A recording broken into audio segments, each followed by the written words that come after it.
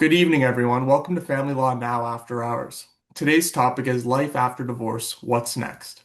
Divorce isn't just a legal event, it's a profound life transition that often brings feelings of loss, uncertainty, as well as opportunity. After the paperwork is done, many people struggle with questions about who they are, what they want, and how to move forward with confidence.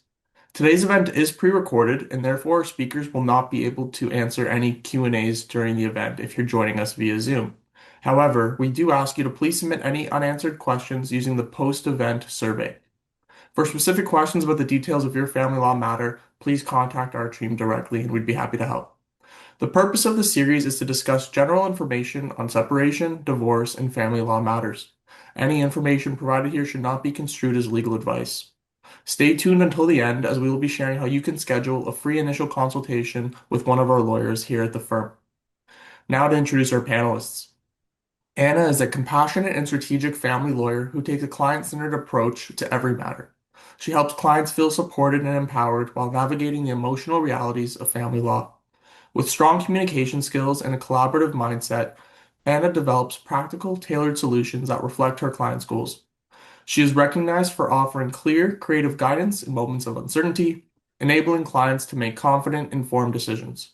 Anna holds a Master of Laws from the University of Law in London and a Bachelor of Law from the University of Sussex, grounding her practice in both advocacy and empathy. We also have Lisa, who is a senior law clerk with over 16 years of experience in family law, and she joined Russell Alexander Family Lawyers in June of this year. Lisa graduated from the law clerk program at Fleming College in 2009 and has developed a well-rounded understanding of the complexities of family breakdown. She is a member in good standing with the Institute of Law Clerks of Ontario and recently received her designation as an ILCO certified expert in family law. Raised in Kawartha Lakes and now settled in Peterborough, Lisa enjoys photography, reading, online gaming, and spending time with her cats. Deanna is a family lawyer committed to mental wellness, access to justice, and trauma-informed practice. She assists clients with separation, divorce, parenting matters, and support issues, offering compassionate and clear guidance. She earned her JD from the University of Windsor, was called to the bar in 2023, and previously trained at an international Bay Street firm. With a strong global background, she provides legal services in English, Spanish, and French, and has worked and studied abroad extensively. In her spare time, she enjoys cheering on the Raptors, practicing the ukulele, and traveling. And for myself, I am a compassionate family lawyer who's driven by a deep desire to support families through challenging times. With a background in commerce, I bring strong negotiation, analytical, and critical thinking skills to my legal practice. During my articling period, I gained confidence in handling a wide range of family law matters. I emphasize active listening, clear communication, and empathy, fostering a comfortable environment for clients. I am certified as a collaborative lawyer with the Ontario Association of Collaborative Professionals, and thus I offer clients an alternative dispute resolution approach to avoid court. Outside of work, I am a dedicated Toronto Maple Leafs as well as an LA Rams fan and enjoy playing hockey and watching comedy movies. And with that, our long-winded introduction is now done. Everyone has been introduced. Welcome, everyone. So nice seeing everyone. Let's get right into it. So today's topic, life after divorce. What's next? So, Deanna, I'm gonna pass the virtual mic to you. Maybe you can speak to, the understanding, the emotional aftermath of separation and divorce. Thanks so much, Joseph. I mean, it's a big topic. The emotions you experience after divorce can definitely fluctuate. They're going to vary based on your unique situation as well. Everybody's kind of got a different situation when it comes to the way that their relationship ends. So for some, it's a relief. For others, it's this loss of stability. And so whichever situation you find yourself in, it's important to remember that you might still feel many conflicting emotions all at once, and to remember also that this is normal. So, I mean, in the best case scenario, you can immediately feel that freedom that comes with divorce. It's not like an end, but it's a new beginning.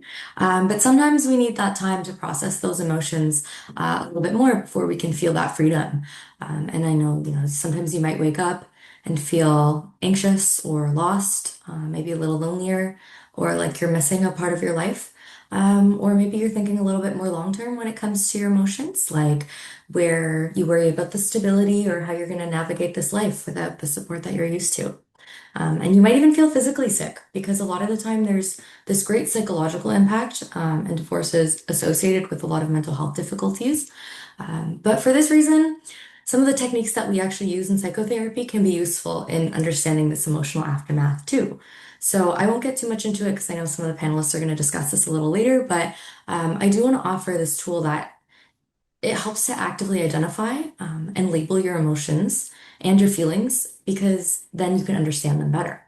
And I mean, sometimes we get caught up in our emotions and our feelings that they cloud our ability to see the facts of the situation. So, in dealing with that, in that emotional aftermath, I really recommend trying this technique. For example, after you divorce, you might have this thought, I won't be able to do this on my own, right? And it feels like just this mishmash of emotions, and you don't even really know what you're feeling. You just know that you're feeling that stress. Try identifying them separately. Start by labeling what you feel. Maybe it's anxiety, maybe it's fear, maybe it's sadness. Try rating them on a scale of 1 to 10. How intensely do you feel each one of those emotions? And you're already now processing them in a way that helps you understand them, rather than just feeling a jumble of different things that can cause you overwhelm and sort of leave you feeling unable to deal with them.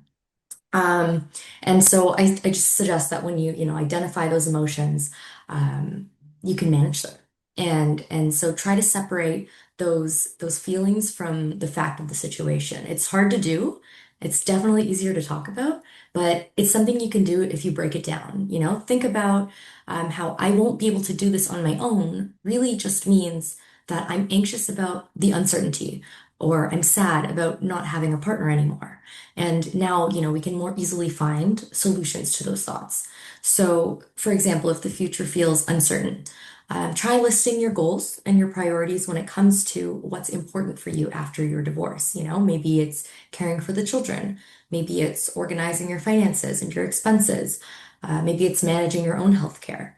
And now that you kind of have that a little bit more laid out, you can more easily see what you can do to handle those things. Maybe coming up with a parenting plan, maybe speaking to a financial professional, maybe seeing a doctor or taking self-care into your own hands.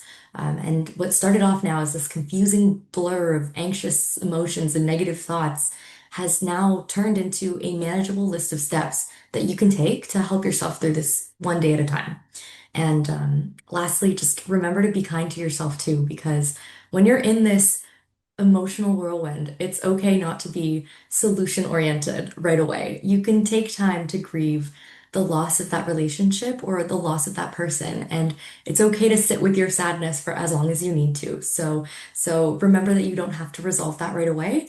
But whether or not, the relationship ends amicably, it's important to know that you got to take care of yourself when you're unsure of how to go on, and just to know that there are ways to get through it, and there's going to be one day when you don't feel like this anymore. Extremely, extremely well said. And I mean, I think, whether you've been married for 2 years, 5 years, 10 years, 20 years, there's that idea that you've been this couple for so long, and sometimes you feel as though you're all that you portray to others is this couple, but really you do have that personal identity, and it's always been there. It's just maybe sometimes been a little overshadowed by the fact that you've been a couple for all these years. So Anna, can you maybe speak to the idea of actually rebuilding your personal identity, rebuilding your self-esteem, and going about that after being in either a common law relationship or married couple for an X number of years? Yeah, I think one of the most profound parts of the divorce process, and something that we don't always expect or isn't front of mind, is that you need to rediscover who you are outside of this relationship. So when a marriage ends or a relationship ends, it's isn't only the partnership that changes, it's the person's routines, the roles, and even their sense of identity can shift. And that can feel destabilizing at first. And it can also become one of the most meaningful parts of this transition. So it's all about, trying to keep a positive mind frame. During a relationship, people naturally merge parts of their identity with their partner. You build shared routines, you have shared goals, shared responsibilities, and you make compromises. And sometimes you put certain interests on hold or prioritize the needs of your family over your own growth. And when that relationship ends, those structures fall away. And you're left asking yourself, who am I now? What does my life look like on my own terms? So, rebuilding identity, I think, can start with creating this space for self reflection. Clients often move through separation in survival mode, managing legal steps, parenting schedules, financial changes, and emotional upheaval. When those urgent pieces slightly settle, there's an opportunity to look inwards. Simple questions can open the door, asking what energizes me? What do I genuinely enjoy? What values feel most important to my life going forward? And I think this reflection isn't about reinventing yourself from scratch, but it's acknowledging that you're reconnecting with parts of yourself that have been overshadowed or interrupted. Another part of rebuilding identity is finding new sources of confidence. Divorce can take a toll on your self-esteem. People can question their decisions, blame themselves from their relationship breakdown, or feel rejected or inadequate. And I think acknowledging that these are normal steps or normal things to feel in the process alone helps you realize that what you're feeling is, it's a journey. So you have to allow yourself to feel at every step. There's emotional fallout that can come from this clouded perception of yourselves. And I remind you that your worth isn't defined by the relationship ending. Your strength, your character, your capacity to parent and work and build meaningful parts of your life don't have to all fall away in that moment, right? Even if it doesn't feel that way in this moment. So small, achievable steps can rebuild that confidence. Completing tasks that once felt daunting, making a decision independently, setting a boundary, or even trying something new. All of these reinforce that sense of capability. And over time, these small moments accumulate into genuine self-trust. Another important element is reconnecting with the interests and passions that you once had. These can be hobbies you once loved, professional goals you paused, or personal aspirations that were set aside. Exploring these areas again isn't indulgence, it's restorative. It's helping you feel grounded in who you are and separate from the role that you had in the relationship. You may also find that your social identity shifts a bit. So some friendships change, social circles restructure, and new relationships form. And this can sometimes be painful, but it can also open the door to feeling more aligned and having supportive connections. So surrounding yourself with people who see you clearly, who remind you of your strengths and encourage you of growth can play a major role in rebranding your self-esteem. And I think finally, building identity is a gradual process. So give yourself some grace. It doesn't happen within weeks of signing a separation agreement. It unfolds slowly, often over months and years, and you will slowly settle into a new routine, explore new opportunities, and gain confidence in your new independence. So I encourage you to be patient with yourself and compassionate with yourself during this process. So with all of that said, how would you say that sort of intertwines itself, or at least, gets the ball rolling on the importance of setting new life goals and priorities in that sense? I think one of the most transformative parts of life after divorce is the opportunity to set new goals and redefine your priorities. So, when a relationship ends, the future you once envisioned often shifts dramatically. That change can feel daunting, but it also creates space for something new, space to design a life that reflects who you are now and not who you necessarily were inside of the marriage. Early on, people can often be focused on what's immediately in their survival. So, sorting out your finances, navigating a parenting schedule, adjusting living arrangements, managing emotional fallout. And once the initial urgency settles, this is the moment to gently lift your eyes from the immediate challenges and start imagining the road ahead. So, setting your goals begins with clarity. You need time to understand what truly matters to you. This can involve looking at different areas of life, family, career, health, relationships, personal development, and asking yourself, what part or what do I want this part of my life to look like in a year, in 5 years? What values do I want to guide my decisions?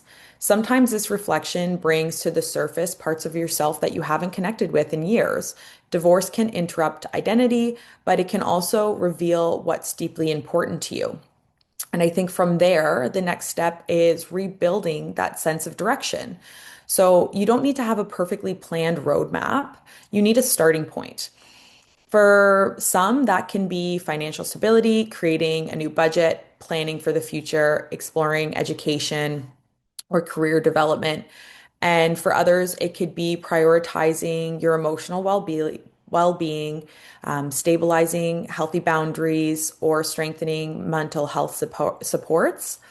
And for parents, goals often include creating stability for their children or rebuilding a cooperative co-parenting schedule.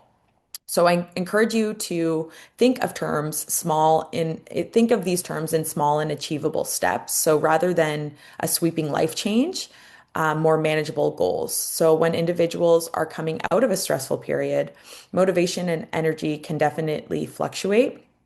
So again, giving yourself some grace during this time. Small steps create momentum and are far less overwhelming. So something as simple as setting a weekly routine or attending a fitness class, updating a resume, or taking a course, anything that helps you build your confidence and direction. Another key of this process is letting go of the goals that no longer fit you. Many people carry expectations that were formed inside of the marriage, joint financial plans, shared life milestones, or personal ambitions that were shaped from the relationship. And releasing those can feel like another loss, but it's also could be freeing. It allows you to build the future grounded on your own needs and not the aspirations of versions of your past. So I think what's equally important is recognizing that priorities may shift over time.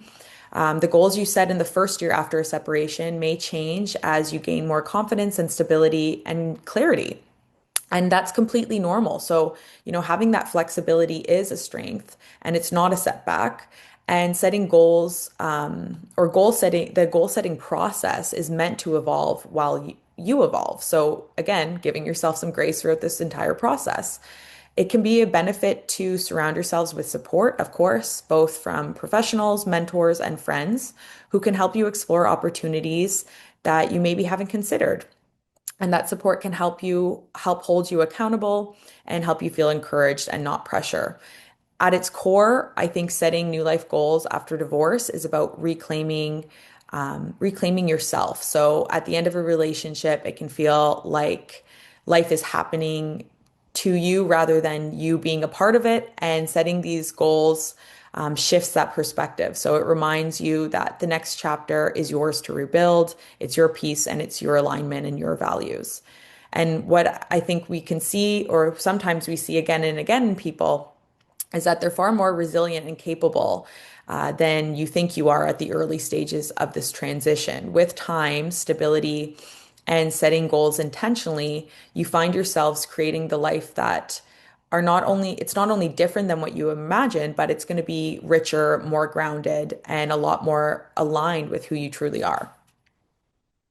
And I know you touched on it briefly towards the end of your point where you said, reaching out to support systems, reaching out to, friends, family, professionals. And I think no one's saying this has to be done on your own. It's not really a journey that you have to experience on your own. There are so many professionals and types of third parties that can really assist you in helping navigate this situation. Lisa, we haven't heard from you yet. Can you maybe speak to the role of life coaches and counselors and sort of how that works in tandem with what Anna just mentioned? Yeah, of course. So, life coaches and counselors, they play a complementary but very distinct roles in helping someone rebuild their life after divorce. So, life coaches, they focus on the present and the future. So, their role is goal-oriented, action-driven. They're going to help you regain structure, confidence, and momentum. So, a life coach is going to help you with clarifying your goals and values. So, they'll help you define what you want your post-divorce life to look like career-wise, finance, parenting, health, or identity. They're going to help you create a plan forward, setting a practical step-by-step strategy for rebuilding your routines and re-entering the workforce or pursuing new interests. They are going to provide you, help you with accountability and motivation.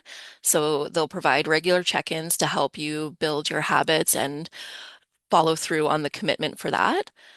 They are going to help you with rebuilding your confidence and self-identity, supporting you in rediscovering your strengths and adjusting to a new chapter in your life, as well as improving communication and co-parenting skills, as some coaches do specialize in helping their clients communicate more effectively with your ex-partner. Um, what life coaches do not do, though, is they will not diagnose or treat mental health conditions, and they don't work on deep emotional trauma, which is kind of where the role of the counselor comes in. So the counselor or therapist, they focus on emotional processing, healing, and mental health. So their work is supportive, exploratory, and rooted in more evidence-based therapeutic techniques. So the counselor is going to help you with processing the grief and loss and emotional pain that divorce can trigger. Um, because they, triggering grief, depression, anxiety, trauma in some cases. So counselors are going to help you work through that safely. They also understand relationship patterns, so they can assist you in exploring what happened in the marriage, identifying repetitive dynamics, and helping you learn healthier patterns for the future. They're going to assist you with managing your stress and your mental health concerns. So, of course, anyone personally, I am divorced, so I know this specifically, like the stress afterwards, you kind of need someone who can help you get through that. There's a lot on your plate and you don't have to do it alone. So they can help you understand. They can also help you understand supporting your child's family dynamics too, because you have so much going on that you may not understand what your children's emotional responses and needs are, and they can help you assist in how to support them as well. And also in developing coping strategies, grounding techniques, emotional regulation, boundary setting, which is super important in post-divorce life, is resetting those boundaries, and conflict resolution. So counselors are licensed and trained to treat mental health issues while life coaches are not. So in ways that they complement each other, many people can benefit from both supports because a counselor is going to help you heal and process the emotional fallout, and the life coach is going to help you take action and design the next phase of your life. So more simple way to think about it is the counselor is how do I get here and how do I heal? And a life coach, where am I going next and how do I get there?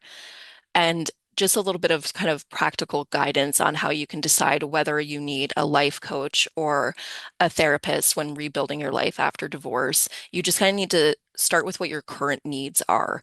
So, and like what you're struggling with right now in this moment. So if you're dealing with, those heavy emotions and you're feeling grief, sadness, feeling stuck, having trouble functioning in day to day, struggling maybe with co-parenting conflicts due to unresolved emotional issues, in that case, you're going to want a counselor or therapist. But you're going to, if you're feeling emotionally stable enough to move forward, you want help rebuilding your confidence, your identity, you need help setting those goals for your either career, financial, social, personal. You want that assistance with accountability for follow through and structure routine. And then you're going to choose a life coach. So you kind of just need to determine what you need right now. That'll help you get through that. I think that's it. Yeah, no, I mean, extremely well said. And I mean, just piggybacking off what you sort of alluded to was the idea, and I guess Anna mentioned this as well, is really the idea of creating a new social support system. And a lot of times people don't know exactly what that looks like or what steps that you need to take in order to actually rebuild that social network, either post-separation or post-divorce, while still maintaining those healthy boundaries and being able to prioritize the children's best interests if there were children that were made during the relationship and developed during the relationship. So I think first and foremost, what I'd like to tell clients really is that they need to be able to themselves acknowledge the challenge. And what does that mean, right? So separation, divorce, both often disrupts not only family life, but it also disrupts the friendships that you may have, community ties. Oftentimes, maybe you feel as though these certain friendships or certain community ties were more supported through your ex-partner or ex-spouse, and you feel as though that you're now isolated, especially if you have friends or extended family that took sides, which we don't really like to really focus on, but I mean, at the end of the day, in terms of reality and practically speaking, that may or may not be the case. So when we're looking at rebuilding social connections, it's really important to encourage yourself that you're reconnecting with trusted family and friends gradually. It doesn't have to be an all in your face, all at once process. This is a gradual process. And what I like to tell clients is that it's really good to join community or interest-based groups. So, for example, that can be sports clubs, it can be arts programs, volunteer organizations. All of these things will allow you to reintroduce yourself to new social circles. And or it could be the same existing social circles that you were previously in, but being able to expand your network is really self-supporting. I also like to advise clients that it's good to attend support groups for separated or divorced parents. Um, many Ontario communities and family courts do provide resources in this regard, but I think being able to speak to other people about similar experiences and what they're going through and how similar or maybe how different your experience is, I think that's a really great way to help again rebuild a social network of people of like-minded individuals or people who've gone through the same trauma type events. I would also advise clients that it's really important, especially if there's children involved, that you're really balancing these new relationships with your children's needs. And what I mean by that is that you should be introducing new friends and partners in a thoughtful manner. And this is really ensuring that the children feel safe, respected, that their voice is heard in this regard. Um, I would also suggest that you're avoiding placing your children in situations where loyalty conflicts may arise. So, I think that is pretty self-explanatory, but putting them in these precarious situations where they're feeling that they're having to pick certain individuals, maybe pick a parent, pick a grandparent. No child wants to do that. No child wants to feel that they're in a tug of war. So avoiding placing your children in those types of situations is really important. And also, finally, I would really suggest that parents are to reinforce boundaries that are critical and really that's most important and key, especially if children are adjusting to co-parenting arrangements. So, being able to set clear boundaries with your co-parent about how you're parenting in your household, that you're not necessarily going to interfere about how they're going to co-parent in their household, you doing this co-parenting act in a way that's respecting one another, while still ensuring that the children's needs are being met. And as Lisa pointed out, it's really important that you're utilizing professional support networks. They're there for a reason. Again, you're not supposed to be or not expected to go through this process alone. Counselors, life coaches, family mediators even can provide guidance in rebuilding social and emotional support. There's also a lot of Ontario resources. So there's Family Service Ontario, there's local counseling centers, there's community support groups. These are services that often offer fees at either a sliding scale based on income. Sometimes it's reduced costs. There are various ways to be able to take advantage of these support networks based on your current socioeconomic standing and income. There's a lot of services that offer, again, a sliding scale based on income. So these are good things to look out for. And more so as a practical tip, I like to advise is that it's really important to schedule regular social activities, not only for yourself, but for your children as well, if there are children. And this really does help to prevent isolation and maintain a consistent routine. Children thrive off of routine, they thrive off of stability, and even more so for yourself as a parent, as an adult, being able to get out of the house and just not be confined within those four walls of your bedroom or those, you're being able to take a step out of your comfort zone and out of your shell and being able to actually attend these social activities, even if it's on a weekly basis, is extremely helpful for your mental health. And just want to pass it on to our panelists. Does anyone have anything to add on that I may have missed? Lisa, Deanna, Anna, anyone? I think you really covered it. That's what I like to hear. But no one has anything else they want to throw in? Anything before I move on to financial planning? I'm satisfied. You did great. Thanks, everybody. I appreciate it. So switching gears now. I mean, we've talked a lot about the mental health aspect, rebuilding your social supports, but one thing that's sometimes the real big priority is dealing with going from a dual income household to a one income household, or maybe it is a single income household, but you are the partner who was a stay-at-home parent. Maybe they weren't in the workforce for whatever reason, either child rearing responsibilities. Maybe, for example, you were on disability. There's lots of reasons why you wouldn't be in the workforce, and maybe there is a reason why it was a single income household. But either way, moving from a dual income household to a single income household is scary. Finances get a lot tighter. So it's really important that, at least on our job, I mean, we're not financial professionals, we're lawyers, although we do sometimes wear the financial professional hat.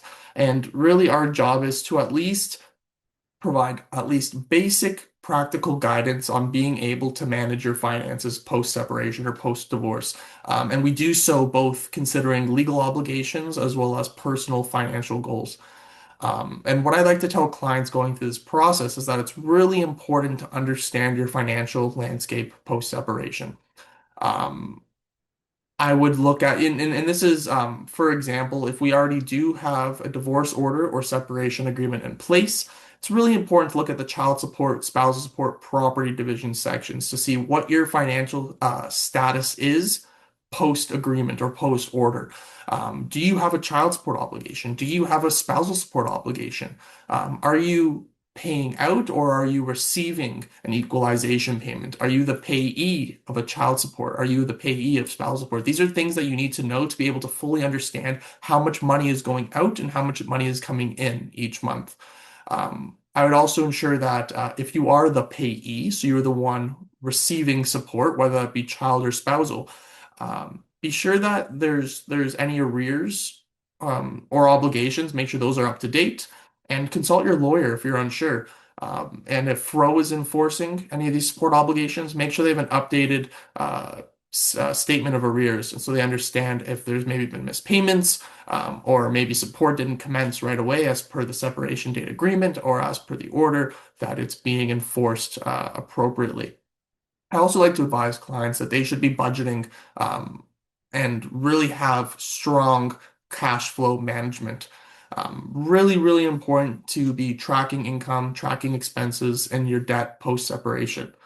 I like to tell clients that they should be setting a realistic monthly budget, and that budget should be prioritizing essential living costs and child-related expenses if, again, there are children in the relationship.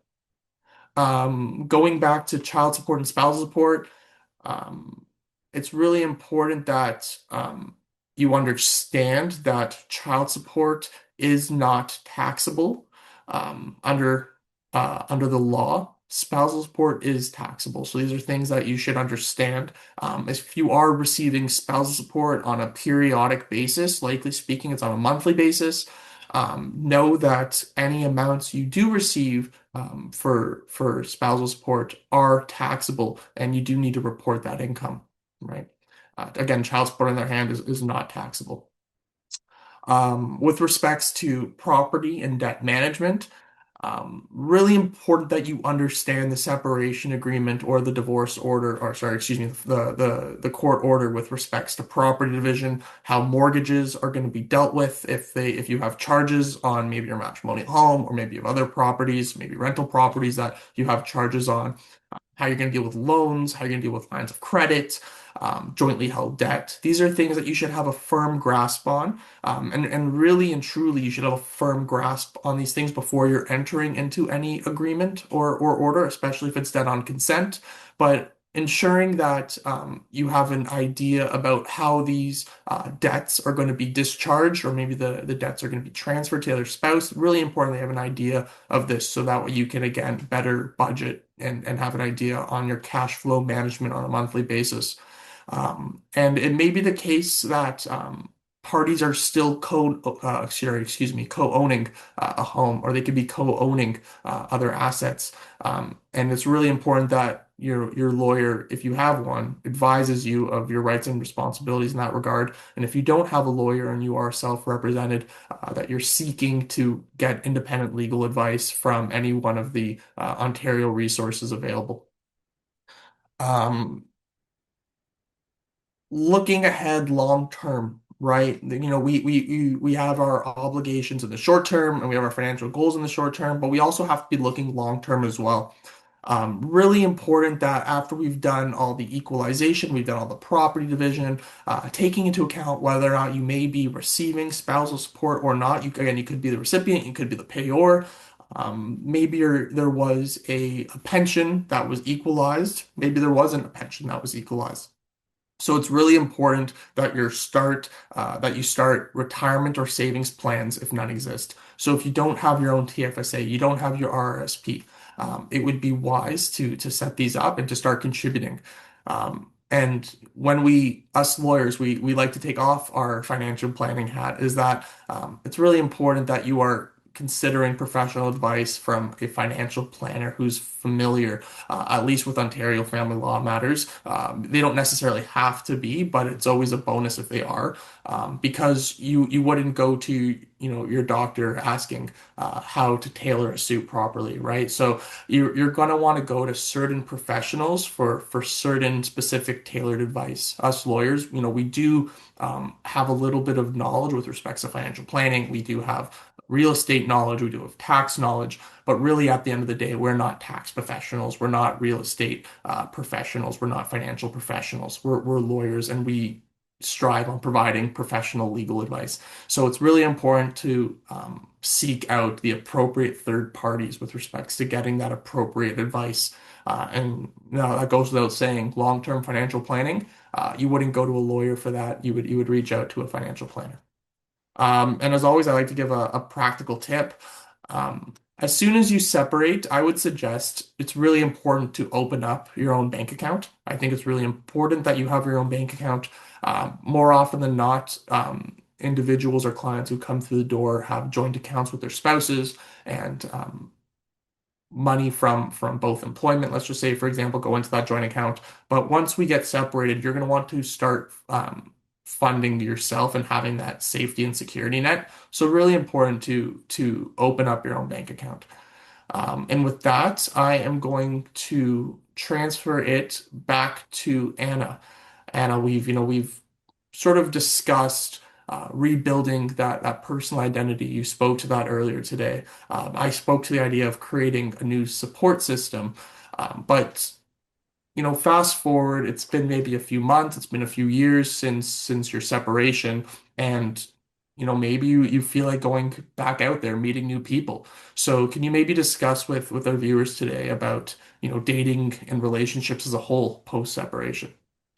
Yeah, I think this is one of those topics, dating after divorce, that you can be curious about, but people are often hesitant to talk about it. It comes with a mix of excitement, anxiety, and maybe guilt or uncertainty. And it's because it's not strictly it's not strictly a legal topic, but sometimes people feel unsure if it's an appropriate topic to raise with their lawyer. And I think it is an important topic to raise with your lawyer because it can change the temperature of the conversations and the negotiations that we're having. The emotional and practical realities of dating can absolutely directly impact what your co-parenting is like, your communication with your ex, and the overall stress that you're experiencing during this separation. The first thing I will emphasize is that there really isn't a timeline to this. Some people feel ready to date more quickly than others, and others, it takes years before they feel ready for this next chapter. And I think both are perfectly normal. The pressure to move on or the fear of moving on too soon can definitely create uncertainty or stress. But I think what matters most is your emotional readiness. So feeling grounded enough in your own identity and secure enough to in your own new routines. And like we talked about that before, right? Creating your life independently now. So once you feel confident in those routines, dating again doesn't mean that you're escaping discomfort, but it's a choice based on genuine interest and the capacity to hold those new relationships. So I think a helpful starting point is understanding what you're looking for, which often shifts after divorce. You may want companionship, something more casual or something more long term. And, or you may simply want to have a social connection again. Clarity about your intentions will help prevent any confusion for both you and the person that you're dating. And I think another important element is your emotional safety. You are often carrying the weight of a hurt past, conflict, and betrayal. So when you're dating while still healing, it can amplify those insecurities or fears. And so I encourage you to take things slowly, to communicate your boundaries clearly, and to pay attention to how you feel at the early stages of a new connection. A healthy relationship post divorce can often look different from a relationship formed earlier in your life. It may be more intentional, more transparent, and just overall more grounded in your self knowledge. So, especially when children are involved, and Joseph, you touched on this a bit already, and I think, you already mentioned its importance, but it can't be stressed enough that dating becomes a co-parenting consideration as well. So, introducing a new partner requires thoughtful timing. It's not something to rush, partly for the children's emotional well-being and partly to avoid unnecessary conflict with the other parent.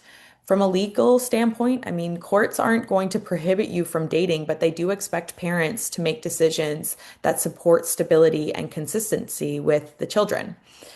This is where communication and boundaries become very essential. So, keeping a new relationship private until they're meaningful and established, and being mindful of how these transitions or interactions might affect the children's sense of security. There can also be practical implications. So, dating can influence communication with your ex, especially if tensions are high or if there are unresolved feelings on the other side. New partners may be drawn into parenting exchanges, the day-to-day routine, or discussions about safety, which can create pressure before a relationship is ready. So I remind clients that the priority always has to be the children's stability and their own emotional clarity. A new partner should support, not complicate the healing process. Another aspect often overlooked is rebuilding trust. So it's not just trust in someone new, but it's trust in yourself. Many people come out of divorce feeling uncertain about their judgment, their boundaries, or their ability to navigate conflict. And dating can be a meaningful way to rebuild that confidence. So each positive interaction, each moment of clarity, each boundary that's respected reinforces that sense of agency. And again, as Joseph said, it's important to acknowledge the role of community and support. There's no need to carry the emotional weight alone. Dating after divorce doesn't have to be secretive or an isolating experience. It can be a part of the larger conversation about rebuilding a life with intention. So ultimately, dating post divorce is not about starting over, it's about moving forward. You've learned from your past relationship, you've gained resilience through the separation process, and developed a clear sense of your own values and priorities. And when you decide to date again, it should come from a place of groundedness. And it's often with more maturity and more self awareness and more openness. The most important message is when you're ready, you're ready. There's no right way, there's no perfect timing or step to step formula. But what matters is that the decision is intentional, it's aligned with your values, and it's supporting the life that you're building after divorce. Yeah, I couldn't agree with you more. And I mean, again, you spoke with the challenges, really. I spoke briefly about, dealing with prioritizing the children's needs. But Deanna, maybe can you really speak to the idea of actually taking active, or at least active steps, but being proactive in managing these co-parenting challenges, both on the short as well as long term moving forward post-separation? Yeah, absolutely. Co-parenting is tough. Like even if you and the other parent get along, you're still going to be dealing with the changes and a new situation, and you're still likely going to feel the effects of that. Even if you are happy after your divorce, it's still something that you're dealing with that's different. So remember what we always say here, that the most important focus is the best interest of your kids.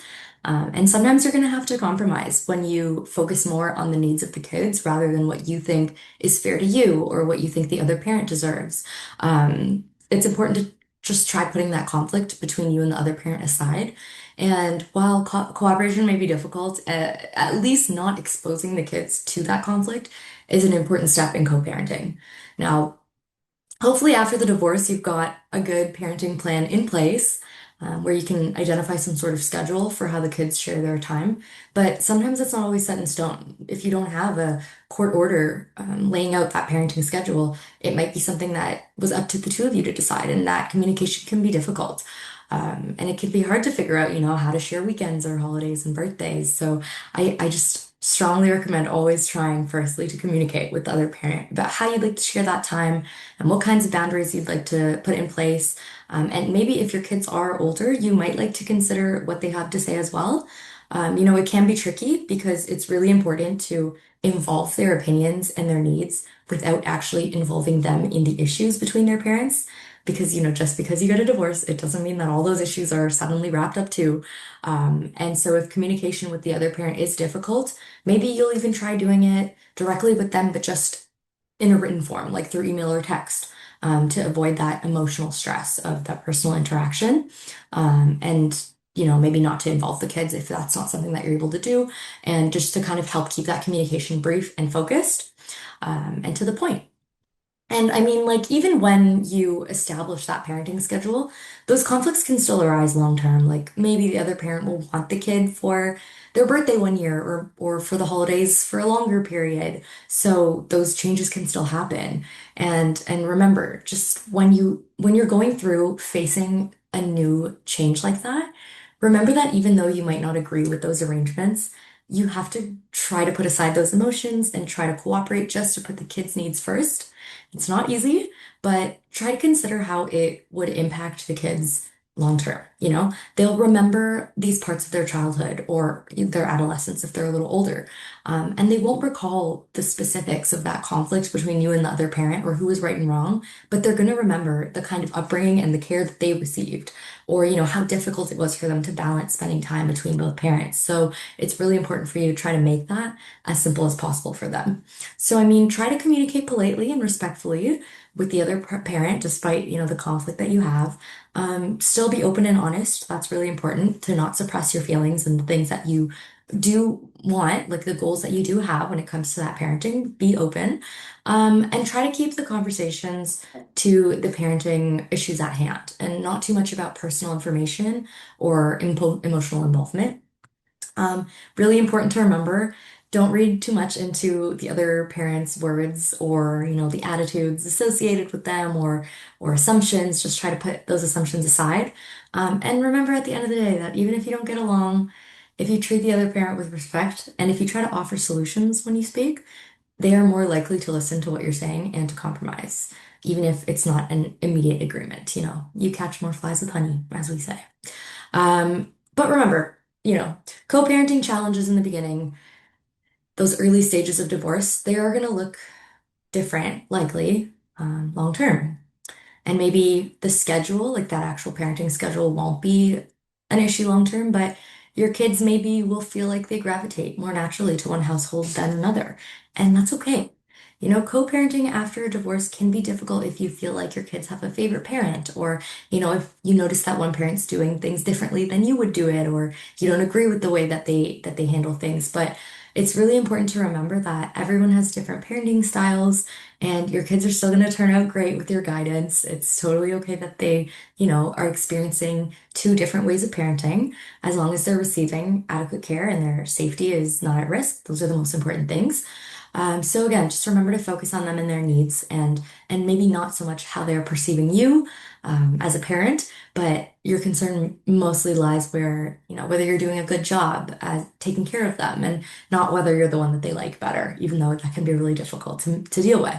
I mean, as long as you're building that individual relationship with your kids so that they feel like they can communicate with you, feel like they can come to you when they need something, you are doing a great job. Remember that even though it's hard, you are doing great. And they're going to remember this long term, especially when the divorce doesn't feel so fresh. They will know that their parents were there to support them, and that they were not the cause, or they were not the burden on their parents, but rather they were something that was valued and loved, and they were really appreciated that you guys did the best you could to take care of them. So even though those challenges long term can look a little bit different, just remembering that communication, that self-care as well, and those affirmations that you can provide to your kids are what's really going to help you through it. 100%. I think really the toughest part of our job is guiding, our clients with respects to co-parenting issues. All those tips and tricks that you mentioned and the practicalities and it's tough. It really is tough. It's sometimes difficult raising a child when you're in a happy, functioning relationship. So now, adding the separation to that, it just makes things different. But it's not impossible. Things can be done. Again, mutual respect, providing practical solutions, realistic solutions, as Deanna mentioned, all great things. We're now going to shift away our focus to the parenting aspect and co-parenting aspect to, again, back to yourself. Because again, that's really important is focusing on yourself and your mental health post-separation. So I'm going to turn it over to Lisa. Lisa, can you maybe speak to the idea of finding purpose and meaning after separation and what that looks like for some people? Yeah, definitely. Because at that point, it's kind of the big question of what now? Like, what are we going to do now with ourselves? So, finding purpose and meaning after separation it's a gradual, deeply personal process that you're going to go through. You're likely going to be feeling pretty disoriented at first because your entire life has just shifted. Nothing's going to be the same again. But the important thing is that to remember that this can become a meaningful turning point. It's a fresh start, and you should take advantage of that. And some practical ways that you can help rebuild a sense of direction include start by understanding just who you are right now. Separation changes you, and sometimes ways that you're not going to notice immediately. So taking the time to reflect on your values and strengths and needs will help create that better foundation for your next chapter in your life. Also, let yourself grieve your old life before starting your new one. I think that's incredibly important. Meaning often emerges more easily after the quote unquote emotional dust settles. So give yourself space to feel that grief and anger, confusion, because that's all part of releasing the past, and you have to do that in order to move forward. And when these emotions are acknowledged rather than pushed aside, it can become easier to imagine what comes next. So, purpose grows best on a foundation of emotional stability, not urgency. You also want to reconnect with parts of yourself that may have been set aside during your relationship, because you often do lose a piece of yourself during those, especially long relationships. Your interests, friends, hobbies, or ambitions um, are going to change or re-emerge. And re-engaging with these familiar parts can also feel grounding because it reminds you that you are more than just your marital status. Some questions you can explore, like what parts of yourself have been on hold, what activities or dreams did you sideline, what values matter to you most right now. And explore some new interests without the pressure.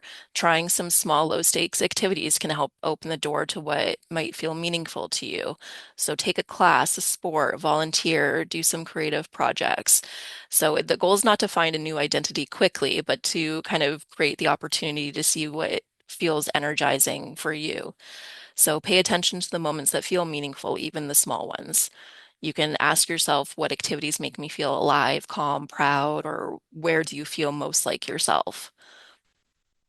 You can also want to build a support system that's going to reinforce that growth. So surround yourself with people who encourage you, not the ones who only want to revisit the past or bring up past issues.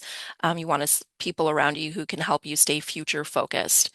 So that could include friends, family, support groups, or as we've touched on before, professionals. You also want to clarify what kind of life you're going to want going forward. Purpose becomes clear when you consider what matters most in the long term: your well-being, parenting, financial stability, health, relationships, and community. So, setting gentle, realistic goals aligned with those priorities will help guide your daily decisions. Also focus on small daily actions that can create meaning. Purpose is not going to arrive in one big moment. It often is going to build from consistent small steps. So taking care of your health, keeping commitments to yourself, making space for the things you enjoy, learning something new, or helping others. Helping others is actually one of the strongest predictors of renewed purpose, because the contribution helps shift the identity from suddenly you were someone who lost something to someone who's adding value now. Also, redefine your story instead of viewing the separation as an ending only. Many people, including myself, found it as a way, reframing it as a transition to a new start and, a new life. And this isn't going to minimize the pain, but it's going to acknowledge that life can expand in unexpected ways afterwards. So encourage yourself to explore what strengths emerged through this experience. What did this separation teach me? How has this challenge shaped the person that I want to become? But also stay patient. Growing is usually done slowly. All of this purpose, this stuff is not going to just suddenly appear all at once. It's a gradual shift from surviving to stabilizing, exploring, and then thriving. And then, of course, as we've touched on before, seek professional support if you need it. If you need one of those life coaches or counselors, um, you do that. You need to do what's best for you, especially during these significant transitions. It's common to need that help. I think that's No, kind of covered it. no, extremely well said. Thank you. And again, finally, I know throughout this process, I've given some resources that you can look to for guidance. I'm going to let Deanna um, expand on that a little bit, just provide some more concrete resources that we can actually share with you, as well as the references or excuse me, the resources that she will be sharing with you will ensure that they are in the call notes that are sent to our viewers afterwards. So go ahead, Dan. Sure, happy to talk about it. There are so many mental health professionals who are willing to help you process your grief or encourage you on your new start. I really encourage you to lean on social workers, peer support workers, counselors, clinical therapists. And I know that therapy can be expensive, but there are a number of professionals who offer free support or low cost support, especially in Canada and Ontario as well. Specifically, you can find those resources. We can have them sent out to you afterwards. But one that I love to recommend, and I've recommended before, is Connex Ontario, Connex Ontario, and it's a directory that allows you to sort of research whatever mental health professional can be tailored to the needs that you have. And they give you referrals out to those professionals. And there are a lot of online resources that are also free, including, some help. There are some helpline numbers that we can send out. And there are resources that you should use and give to your kids if you've got young or, adolescent kids. There is Kids Help Phone, there's Good to Talk, and there's Bounce Back. And those are all really useful helplines that are free and offer counseling and therapy support for when people are going through things and they just need someone to speak to that's not biased and is just able to give them that neutral advice and support. Um, Going forward in your life, after divorce, I recommend even leaning on professionals who have specific uh, specializations related to the different things that you're looking for help with. So we've got parenting professionals, as Lisa mentioned, we've got life coaches, even mediators. Joseph spoke about financial professionals who can help you, even medical professionals. Walk-in clinics are free in Canada because we have that healthcare. So utilize those supports for the different aspects that you're struggling with and seek out that help because it's there and it's available. I recommend that you lean on your support network too. Your community of people is there for you. And it's really hard sometimes to see the strength of those relationships outside of, the romantic relationship that you had with your partner or the parental relationship that you have with your kids. But nurturing those platonic or those family relationships are really important because at the end of the day, those are the people who are going to be there for you. They're going to be your listening ear. Maybe they're not the ones to help you deal with those psychological problems, but they are the ones who are there to help support you when you're feeling that grief and you're having those hard emotional days, or when you just need that encouragement and that confidence to get back out there and do things that make you feel happy. And spending time with people who love you and who you love are always going to lift you up. So I recommend leaning on your community. They will show up for you, especially in your time of need, because you show up for them when they need you to. I also think that it's a great idea to join community support groups. And it is something that is a really underrated resource because there are so many groups available. Even if you go through apps like Meetup and Facebook, you can find people who are it's more down to earth way to find people who are going through similar things that you are. And when you connect with others who are sharing that same experience, you can feel supported and understood, and you won't have to explain your situation from scratch because people just get it because they've gone through it, even if it's not the same situation as yours. So it's a really good idea to look out for those support groups, whether it has to do specifically with divorce or whether it's just a group that has to do with people who are in your age range, or whether even it's related to hobbies, because sometimes you just like to go out and engage yourself in those hobbies, as Lisa was mentioning, doing those activities and finding others who have similar interests. And it's just easy to bond with people who are doing the things that you're doing as well. So I really recommend leaning into those groups. And finally, resources and tools that relate to just you include self-care and stress management techniques. We always recommend, you know, meditation as one really useful technique to bring your brain back down to earth because psychologically, your brain does not know the difference between imagination and reality. What you feed it is what you process and what you live. And so that means that when you feel stressed, you're going to be stressed. But it also means that when you feel happy, you're going to be happy. And when you feel confident, you're going to be confident. So remember that those meditation techniques are not just soothing, helpful, fun, calming things to do, but they're actually part of your mental and physical health that you need to do in order to feel better. We also recommend exercise and activity because those exercises that you do to just even get outside, if it's a walk, if it's a jog, if it's a jumping jack here or there, those exercises that you do can have really beneficial physical health effects. So try to get your 10,000 steps a day or try to get 5,000. Like just get yourself out and in some fresh air, even if it's cold out, try to bundle up and expose yourself to a different environment so that you feel a little bit better. And I mean, another final technique I'll give is it's a self-defense technique, but it's a positive one. One coping mechanism that we call sublimation is known as channeling your stress into activity. So, on the note of exercise or hobbies, one way that you might utilize one of those hobbies for that sort of ongoing emotional support is to turn to that exercise or that hobby when you feel overwhelmed or anxious or stressed and use it as sort of a meditative or a cathartic practice. Sometimes if that's like something active, like sports or walking, or if it's something more repetitive or intuitive or something you can, focus on, like knitting or playing an instrument or doing a puzzle, or something that's an escape, like reading.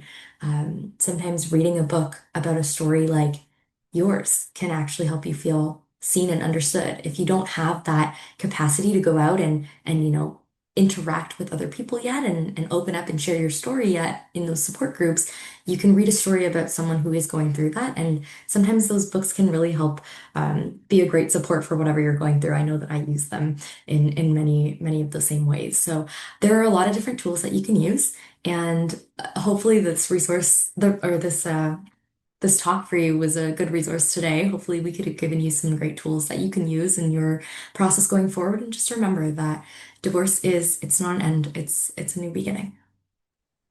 Deanna, does that mean you're running the mediation section at the next firm event or what?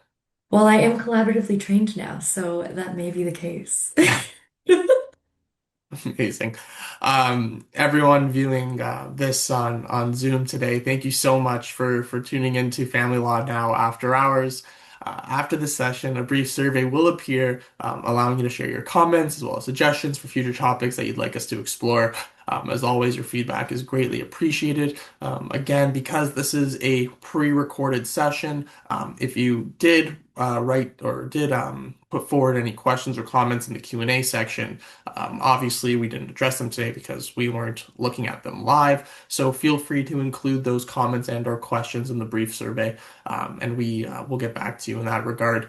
Also, because you've made it to the end, you are able to book now to take advantage of this opportunity for a complimentary initial consultation with one of our lawyers here at the firm. In order to take advantage of this, please contact our intake team at intake@russellalexander.com, just two S's, two L's, and be sure to mention our after hours series in order to schedule your appointment. Registration is now open for our next event. Should I wait to get divorced until after the holidays? In order to register, please go to russellalexander.com/family law now. Thank you again to our panelists, Deanna, Lisa, Anna. You're all great. And really thank you for sharing your insights today, as well as thank you, our viewers, for tuning into Family Law Now After Hours. Bye, everyone. Thank you. Bye, thanks.